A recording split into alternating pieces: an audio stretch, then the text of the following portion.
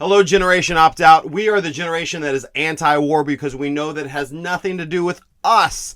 It's all about these corporations wanting to profit off of the war. It's all about these politicians wanting to have political influence abroad. But President Trump in his first presidency often bragged that he'd created no new wars, he'd started no new wars. He was the anti-war president. That's why one of the reasons a lot of people voted for him, because he is a president who does not start wars. He's not going to get us into these long, drawn-out, never-ending wars. No one wants that.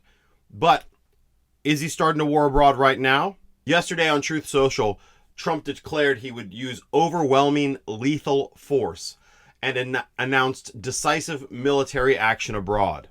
My question, though, is this an actual war? Is this something that we've done in history? How did it turn out? Because there are certain types of military action I'm okay with. Are we just trying to get new land? Not okay with that. Are we being actively attacked and we're trying to defend ourselves and our right to say, trade or explore? I'm okay with that. The first example of taking land, we have done that in the past. James Polk, he could have taken all of Mexico. We had the Mexico-American War. We put our troops right on the border of the Rio Grande because there was a dispute with Mexico, who was a fairly new country at the time, about the border between Mexico and the United States. So we wanted the Rio Grande to be the border. We put our troops right there on the border. The Mexicans were using the Rio Grande to ship their merchandise, so we put up a blockade on the Rio Grande to stop them. Then they shot at us. Hey, they are the aggressors now. So we were able to get an act of Congress to then go into and attack Mexico. We took the Mexican capital. We took all of Mexico and gave back what is modern day Mexico. The guy who made the deal actually got fired because Polk had wanted more. But another instance of going abroad was Thomas Jefferson. He had to deal with the Barbary pirates in the Mediterranean. The Barbary pirates had taken 1.5 million Europeans into slavery, where they would have them row their ships. And any country that wanted to go through the Mediterranean Sea in order to have commerce, they had to pay the Barbary pirates a tax or a toll, or they would attack the ships. Thomas Jefferson did not want to pay the tax. He did not want to pay the toll. He did not want to deal with terrorists, with pirates. So instead, he sent the Marines from the halls of Montezuma to the shores of Tripoli. Shores of Tripoli. He sent them to Tripoli and destroyed the Barbary pirates. But we were being attacked. They had taken some of our troops hostage. Instead of paying them a ransom, instead of letting them win like all of the other European powers had done, even though we were a new country, we kicked their little rear ends. For me, that is justified and right and good. They are pirates. They are terrorists. Let's try to prevent that kind of behavior in the world.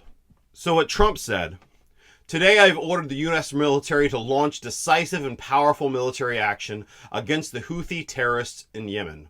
They have waged an unrelenting campaign of piracy, violence, and terrorism against American and other ships, aircraft, and drones. He goes on. Joe Biden's response was pathetically weak, so the unrestrained Houthis just kept going. It has been over a year since a U.S.-flagged commercial ship safely sailed through the Suez Canal, the Red Sea, or the Gulf of Aden.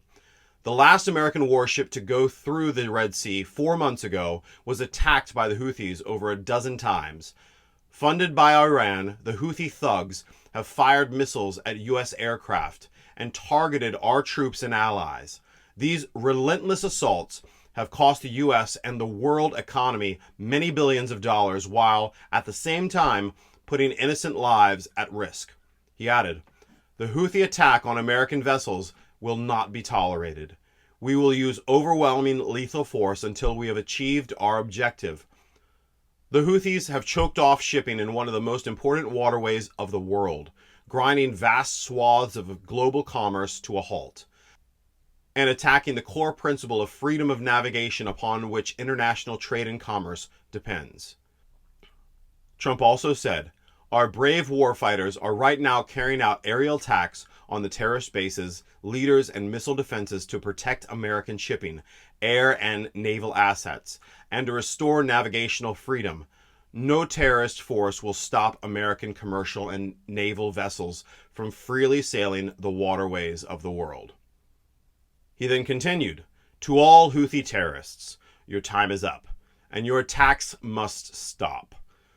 Starting today, if they don't, hell will rain down upon you like nothing you have ever seen before." Dramatic flair added by me. To Iran, support for the Houthi terrorists must end immediately. Do not threaten the American people, their president, who has received one of the largest mandates in presidential history, or worldwide shipping lanes, he added. If you do, beware, because America will hold you fully accountable and we won't be nice about it. So, is that threatening war with Iran? Kind of. It's always on the table if you don't stop. Do I support what he's doing with the Houthis? Yeah, they need to stop. We need to have no pirates in the waters. There's no reason to have pirates in the waters. We're the most powerful navy in the world. If there's pirates in the waters, it's our fault.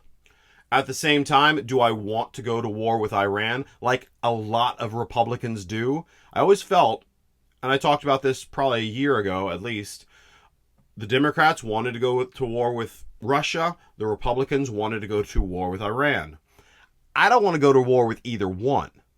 No prolonged wars. We don't need to take any territory. We are able, as the most powerful country in the world, to stop these kind of aggressive actions without going to war. We don't have to, so we shouldn't. But what Trump said here, is that justified? I would say that is much more along the lines of what Thomas Jefferson did as opposed to James Polk. What do you think? Do you agree? Whatever you think, leave it in the comments. If you learned something, leave a like. Have a blessed day.